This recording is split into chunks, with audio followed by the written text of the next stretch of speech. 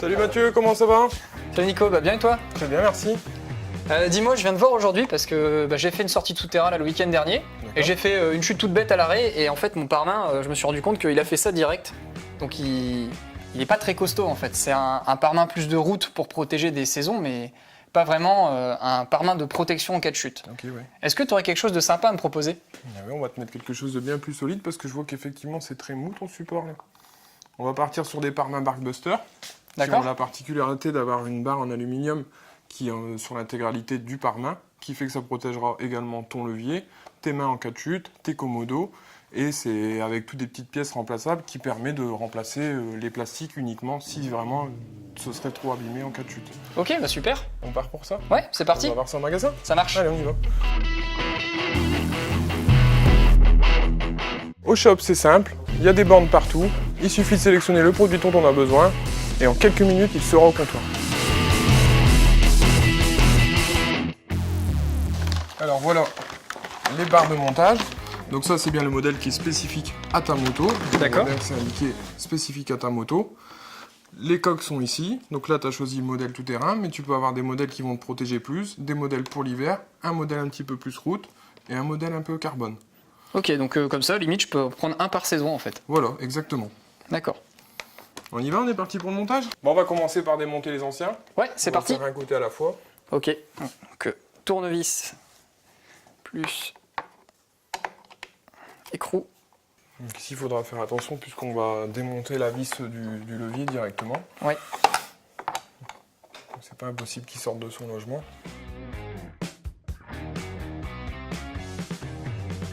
Et voilà. Voilà, pour le coup, ça s'est desserré tout seul. Je vais mettre ma main ici au cas où ton levier tomberait. Ouais. Là, attention, le levier maintenant est en position libre. Ok. Je vais remettre tout de suite la vis, comme ça c'est fait. De toute façon, sur le support Barkbuster, on se prend directement sur le guidon, plus sur le levier. Ce qui évite d'avoir tout contact avec le levier et de le casser en cas de chute. D'accord. Donc là, comme ton levier, au niveau du levier, c'est encore bien graissé, on ne va pas en remettre. C'est pas nécessaire, mais un petit graissage, c'est toujours bien à ce niveau-là. Je peux pas aller plus loin. Donc là, on va pouvoir commencer par monter les renforts en aluminium, D'accord. qui sont spécifiques à ta moto. Ok, donc ça se met comme ça. Voilà, donc n'oublie pas la petite rondelle qui te permet d'écarter du levier, Ouais. de la poignée. Et la vis qui est prévue pile pour le modèle. Voilà, exactement.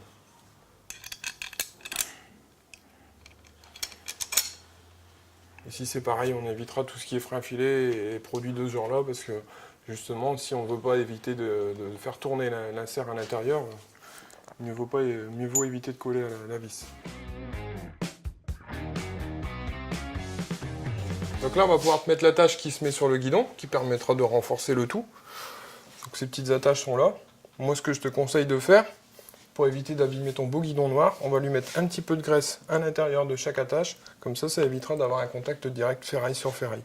Ah, il n'y a pas besoin de badigeonner énormément, un tout petit peu suffit. Donc voilà, on va pouvoir les mettre en place. Tac. Voilà, on les positionne simplement là. Je te donne un petit coup de main. Merci. Donc là, on va mettre la deuxième. Et la deuxième, on va avoir ce support-là qui va permettre d'allonger le raccordement sur ta barre en aluminium et qui se prend dans la deuxième vis de serrage. Alors attention, parce que celle-ci a une longueur différente de l'autre. C'est bien indiqué dans la notice. Un peu plus courte, hein, c'est ça? Un peu plus courte, c'est ça. Ok. Et celle-ci prend en même temps la partie avant qui va venir renforcer la barre en aluminium. Voilà. On va laisser les C'est vis bon, là, ça. simplement desserrer comme ça. C'est fixé au minimum. On va venir mettre la vis qui se met en bout afin de pouvoir trouver le réglage idéal pour le mettre parfaitement en face.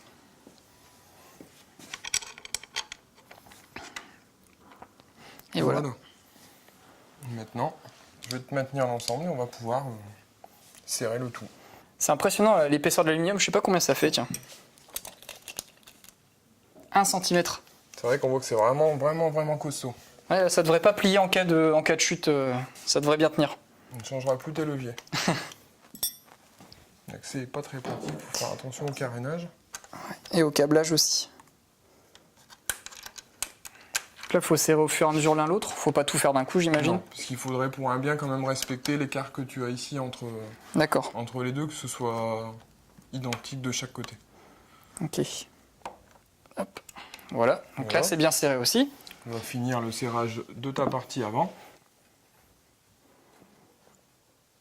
Donc là, on va essayer de respecter au maximum l'alignement du levier pour que ta main soit libre une fois qu'on aura les carénages qui vont se mettre à l'avant.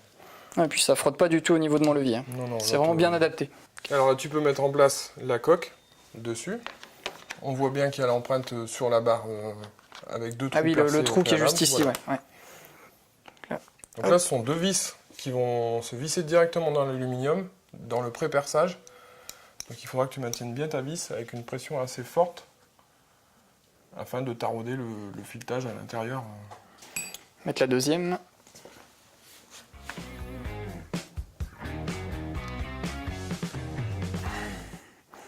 Et on sent bien qu'on est en train de passer dans l'aluminium. On voit bien d'ailleurs que même en appuyant fortement sur la barre, rien ne bouge. Ouais, je pense que c'est de bon augure pour la suite.